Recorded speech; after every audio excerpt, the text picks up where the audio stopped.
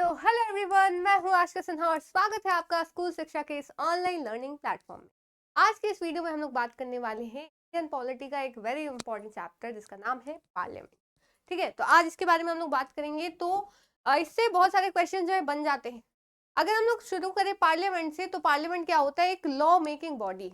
ऐसा कह सकते हैं कि हमारी कंट्रीज में जो भी लॉ बनते हैं वो पार्लियामेंट ही बनाता है। हालांकि बहुत सारे प्रोसेस होते हैं, तो हम लोग सिंपल समझे तो आपसे अगर पूछा जाए कि लॉ मेकिंग बॉडी कौन सी है हमारी इंडिया की, तो वो पार्लियामेंट हुई।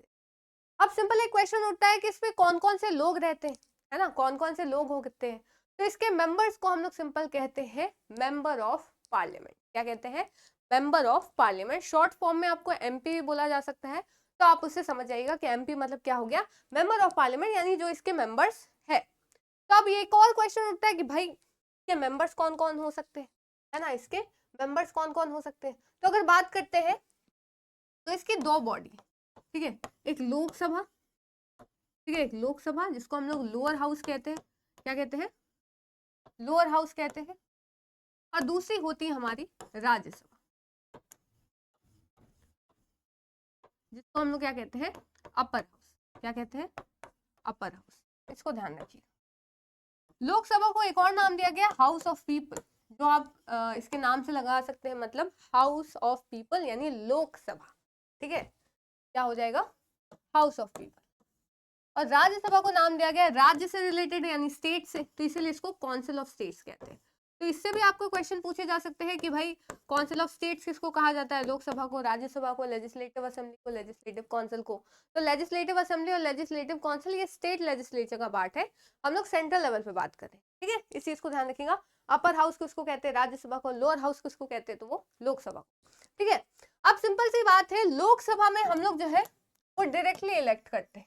जो भी मेंबर जाते हैं वो हमारे जो लोकसभा के इलेक्शंस होते हैं ना, हर 5 साल में जो इलेक्शंस होते हैं, सिंपल सी बात है, जो इलेक्शंस होते हैं, आप जैसे अगर प्रधानमंत्री जो है, ठीक है, श्री नरेंद्र मोदी जी, तो आप लोग उनको इलेक्ट नहीं करते जो भी वोट देते, ठीक है, उनको इलेक्ट नहीं किया जाता। आप इस मेंबर ऑफ पार्लियामेंट को इलेक्ट करते हैं या फिर लोकसभा के मेंबर्स को इलेक्ट किया जाता है। ठीक है, हर एक कॉन्स्टिट्यूएंसी, ये चीज ध्यान रखिएगा। आप उनको इलेक्ट नहीं करते, उनके जो भी लीडर होते हैं वो फिर इवेंचुअली प्राइम मिनिस्टर कौन बनता है वो डिसाइड करते हैं, वो बस एक चेहरा होते हैं। तो आप ये नहीं कह सकते कि आप मोदी जी को इलेक्ट कर रहे हैं, नहीं, आप लोकसभा के मेंबर्स को इलेक्ट करते हैं, मतलब आप तो नहीं, जो भी 18+ होते हैं वो।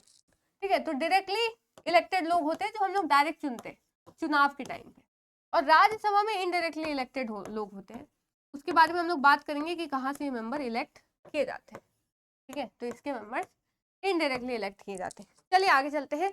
सबसे पहले पार्लियामेंट के बारे में बात करते हैं। तो parliament is the law making body of India, से कह सकते हैं सुप्रीम लेजिस्लेटिव बॉडी। जैसे हमारे 3 ऑर्गन्स है ना, एक लेजिस्लेचर, एक एग्जीक्यूटिव, एक जुडिशियल। लेजिस्लेचर का काम है लॉ बनाना, एग्जीक्यूटिव का काम है उसको इम्प्लीमेंट करना, ठीक है, लॉ चल रहा है कि नहीं। और जुडिशरी में क्या होता है कि जो भी लॉ के अगेंस्ट जाता है उसको पनिशमेंट देना, है ना, ये सारी चीजें।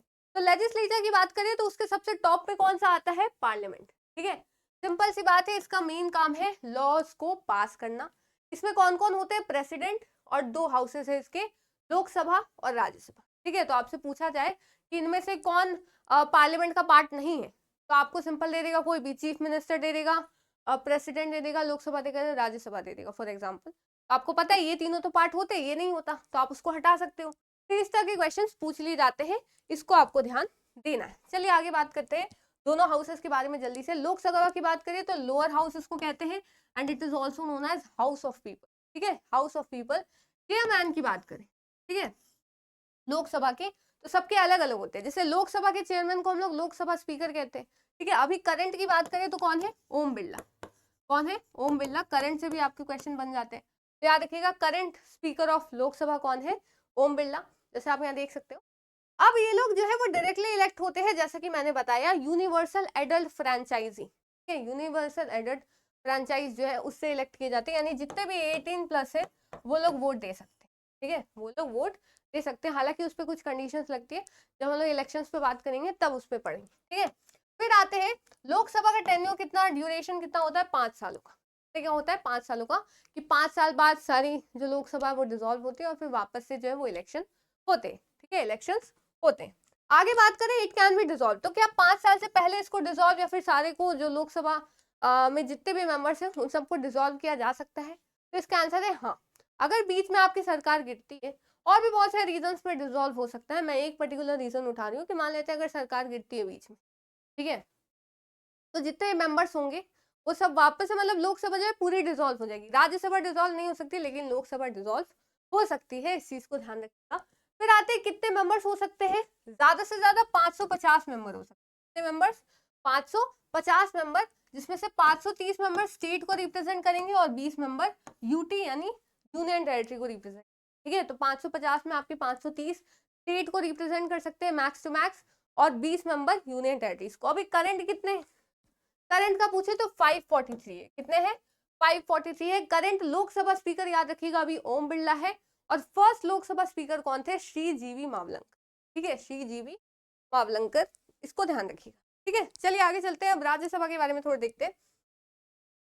एक और चीज आती है इसमें कि आप लोकसभा के मेंबर कौन कौन बन सकते हैं। तो पहली कंडीशन है कि वो सिटीजन होना चाहिए इंडिया का, मतलब इंडिया का नागरिक होना चाहिए। कोई भी अमेरिका से उठकर आकर यहाँ लोकसभा का मेंबर नहीं बन सकता जब तक कि वो इंडियन सिटीजन ना हो। वो 25 ईयर्स से कम का नहीं होना चाहिए, ठीक है। फिर तीसरी है कि वो कोई और हो सकता है ना गवर्नमेंट जॉब में ना हो, ठीक है, एज सच कोई पब्लिक ऑफिस या फिर गवर्नमेंट ऑफिस वो होल्ड नहीं किया हुआ होना चाहिए, कोई भी प्रॉफिट उसको गवर्नमेंट ऑफ इंडिया किसी भी ऑफिस में ना हो, ठीक है। तो सिंपल सी बात है। फिर आगे चलते हैं, कोई क्रिमिनल नहीं होना चाहिए, सिंपल सी, कोई क्रिमिनल नहीं होना चाहिए, ये वाली चीज हो गई। फिर क्वालिफिकेशन और भी जो लॉज में दिए गए हो उसके अनुसार होना चाहिए, जो भी आपके लॉज और जो बताए जाते हैं उसके अनुसार होना चाहिए। तो आपको सिंपल क्या याद रखना है इसमें, ये जो दो चीज, आप एज ही याद रखोगे तो वही बहुत है, ठीक है। एज याद रखिएगा कि 25 जो है वो एज, 25 से कम नहीं होना चाहिए। अब राज्यसभा की बात करें तो अपर हाउस है, तो काउंसिल ऑफ स्टेट कहते हैं, और इसका चेयरमैन कौन होता है? Vice president. कौन होता है? वाइस प्रेसिडेंट होता है इसका चेयरमैन। करंट वाइस प्रेसिडेंट कौन है? ठीक है, करंट वाइस प्रेसिडेंट कौन है वो हम लोग देखेंगे। पहले देखते हैं कि इसको इनडायरेक्टली इलेक्ट किया जाता है, यानी हम लोग इलेक्ट नहीं करते, जो हम लोग के इलेक्टेड मेंबर्स है लोकसभा के वो फिर आगे जाके मेंबर सिलेक्ट करते हैं। ये परमानेंट हाउस है, यानी इसको डिसॉल्व नहीं किया जा सकता। तो क्या इसके मेंबर्स कभी चेंज नहीं होंगे? मैम बिल्कुल चेंज होंगे। आप देखोगे इनकी रिटायरमेंट जो है हर, कह सकते हैं हर दूसरे साल में ना इसके 1/3 मेंबर्स खुद ही रिटायर हो जाते हैं, ठीक है। मतलब अगर इसमें 30 मेंबर है तो हर दूसरे साल 10 मेंबर खुद ही रिटायर हो जाते हैं, तो वापस से लाने पड़ते। तो ऐसे करके ये साइकिल चलता रहता है, इसको कभी डिसॉल्व नहीं किया जाता, ठीक है। इसका टेन्योर जो है वो 6 साल का होता है ना, 6 साल का होता है। ऐसे तो इसको डिसॉल्व नहीं किया जाता, रिटायर होते हैं मेंबर और 6 साल बाद फिर वापस से इलेक्शंस होते हैं, जो भी होता है वो चीज, ठीक है। फिर आते हैं कॉन्स्टिट्यूशन के अनुसार इसमें 250 मेंबर होने चाहिए, जिसमें से 238 मेंबर जो है वो स्टेट को दिखाते हैं और यूनियन टेरिटरीज को, और 12 मेंबर्स जो है वो नॉमिनेट किए जाते हैं प्रेसिडेंट के द्वारा, जो अलग अलग फील्ड के हो सकते हैं, मतलब जहां से भी उनको नॉलेज हो, ताकि इंडिया के डेवलपमेंट हो सके। मान लेते कोई स्पोर्ट्स में या फिर किसी आर्ट या साइंस के फील्ड में आपको जानना है कि क्या क्या लॉज आ सकते हैं, तो वो जो इंसान होगा राज्यसभा में वो उस बारे में जानता होगा, तो वो उस चीज का नॉलेज आपको प्रोवाइड कर सकता है, वो ज्यादा अच्छे से समझता है उस फील्ड। तो इस तरह से लिटरेचर साइंस अलग अलग फील्ड के जो मेंबर्स होते हैं 12 मेंबर्स वो प्रेसिडेंट जी जो है वो इलेक्ट करते हैं, ठीक है, जिनको स्पेशल नॉलेज होती। आगे बात करते हैं, प्रेजेंट नंबर अभी कितना है? तो 245 है, ठीक है। वाइस प्रेसिडेंट यानी चेयरमैन कौन है अभी राज्यसभा के? जगदीप धनखड़, ठीक है, जगदीप धनखड़ जो है। और आपको बताना है कर फर्स्ट वाइस प्रेसिडेंट जो है, फर्स्ट वाइस प्रेसिडेंट वो कौन थे इंडिया के, ठीक है। First vice president of India कौन थे, आपको ये बताना है, ठीक है।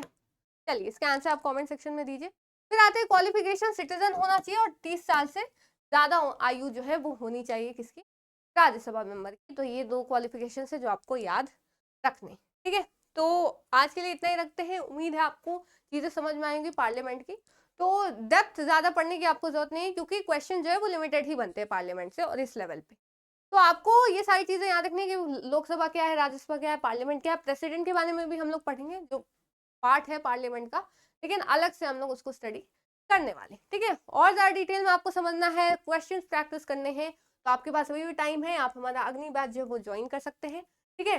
डिटेल थ्योरी क्लासेस होती है, नोट्स मिलते हैं आपको, प्रैक्टिस सेट मिलता है, टेस्ट सीरीज मिलता है, ठीक है। एनटीए बेस्ड आप टेस्ट दे सकते हो, काउंसलिंग सपोर्ट मिलता है, मंथली टेस्ट भी होते हैं आपके।